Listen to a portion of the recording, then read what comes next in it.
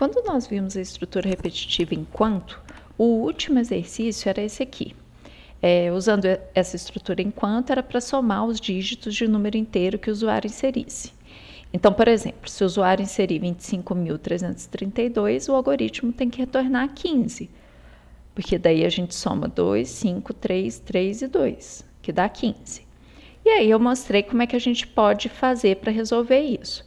Então, uma solução é dividir o número por 10, pegar a divisão inteira e depois o resto. Só com esse exemplo maior aqui, então, por exemplo, se o número é 347, a divisão inteira por 10 dá 34, o resto é 7. O resultado da divisão inteira dividido por 10 de novo, o resultado dessa divisão inteira é 3, o resto é 4. De novo, o resultado ainda não é 0. Então, a divisão inteira por 10 dá 0 e o resto dá 3. Quando o resultado der 0, o algoritmo tem que parar. Então, os dígitos desse número estão aqui, ó, no resto. Então, o que a gente vai fazer? Somar os restos para ter o resultado. Então, eu mostrei aqui como que a gente pode fazer para resolver, está tudo explicado no outro vídeo. E aqui em Python, como é que a gente vai resolver esse problema. Então, eu estou aqui no Colab e o que eu quero fazer? A mesma coisa, só que agora eu quero transformar isso em função. Então, eu quero implementar uma função que receba um número inteiro e retorne os dígitos desse número inteiro. Na verdade, retorne a soma, né? A soma dos dígitos.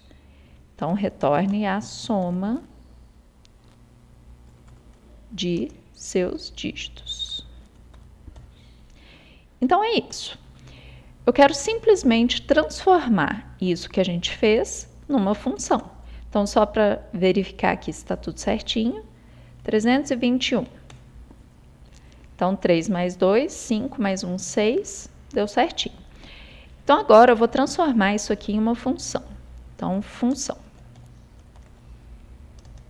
Para somar os dígitos. Então, quando eu faço uma função, eu começo sempre com a palavra def, que já ficou azul, porque é uma palavra reservada. E aí eu vou chamar essa função de soma dígitos. E aí eu tenho que dizer quantos parâmetros ela vai ter, né? Quais parâmetros ela vai ter. Na verdade, ela só vai receber um número, né? Que é esse número inteiro aqui. Então, esse número eu vou chamar de n. Aqui eu usei x, mas eu vou usar n, eu posso usar qualquer variável, porque isso aqui é uma variável local. Ela só vale aqui dentro da função. Então, olha, aqui eu precisava pedir para o usuário inserir. Quando eu estou transformando em função, eu não peço para ele inserir, porque eu já assumo que esse número foi passado como parâmetro. Então, isso aqui já vai ser um valor. Então, eu já começo aqui, ó, soma, recebe 0. E aí, eu vou ter estrutura repetitiva while, ao invés de x vai ser n, enquanto n for diferente de 0, então, enquanto o resultado da divisão inteira por 10 for diferente de 0, eu tenho que calcular o resto da divisão por 10, e o meu novo número vai ser o antigo número, divisão inteira por 10. E aí a soma vai ser a soma mais, aqui era R, aqui também eu chamei de R, então, beleza. E aí, ao invés de print aqui, eu vou usar o return, que quando a gente usa números inteiros, não precisa do parênteses, né? Quando a gente retorna número inteiro ou real que seja, é melhor, ao invés de print, usar o return, que aí essa função tem como retorno esse valor e eu posso usar isso em outras funções ou dentro de outros códigos. Então, o que eu quero retornar? A soma. Então, executei, não aconteceu nada porque eu não estou usando ainda, eu estou só definindo. Então, agora eu vou chamar essa função, soma dígitos, e vou testar para algum número. Então, por exemplo, 6731. Então, 6.731. A soma disso tem que ser 6 mais 7, 13, mais 3, 16, mais 1, 17. Então, quando eu executo, retornou 17. Se eu quiser interagir com o usuário, aí o que eu vou fazer? Eu vou pegar isso aqui só para facilitar, para não ter que digitar de novo. Aí eu vou fazer uma interação com o usuário aqui. Esse aqui vai ser o meu algoritmo para interagir. Então, interação com o usuário.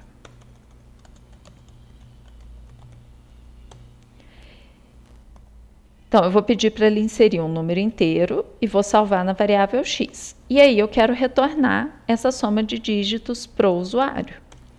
Como que eu vou fazer? Eu tenho que usar a função, eu vou chamar essa função, soma dígitos. E aí essa soma dígitos tem que receber qual parâmetro? O que o usuário informar, que vai estar dentro da minha variável x. Então, isso aqui ó, é uma variável global que está sendo usada dentro do uso aqui do código. N é uma variável local, ela está sendo usada só aqui dentro. Então, eu vou pedir aqui, insira o número inteiro, 4.711. Então, vai dar 7 mais 4, 11, mais 1, 12, mais 1, 13. Certinho.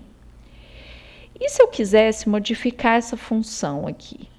Ao invés de somar os dígitos, eu quisesse saber duas coisas. Qual que é a soma dos dígitos e quantos dígitos possui? Então, função que recebe um número inteiro e retorna a soma dos dígitos e o número de dígitos.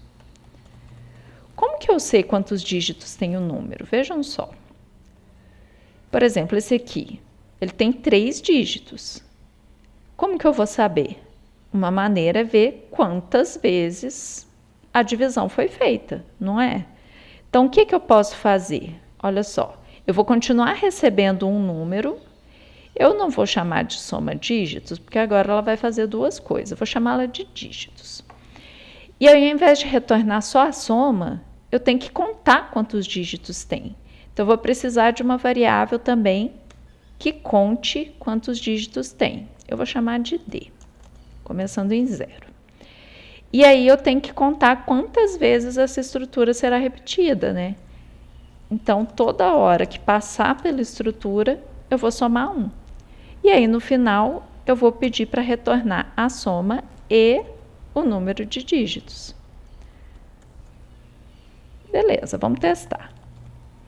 Então, por exemplo, eu quero 10.723. Então, a soma vai dar 1 mais 0, mais 7, vai dar 8, mais 2, 10, 13. Então, a soma vai dar 13 e o número de dígitos tem que dar 5. Então, vamos ver. 13 e 5. Então, isso aqui ó, me retornou uma lista com 2 valores, que foram a soma e depois o número de dígitos, certo? E se eu quiser interagir com o usuário, eu posso fazer a mesma coisa. Ó. Vou pedir para ele inserir um número inteiro e depois eu vou chamar a minha função.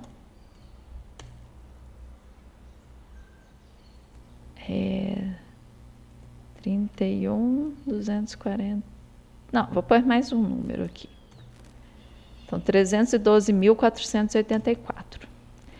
Então, a soma desses dígitos deu 22 e o número de dígitos deu 6.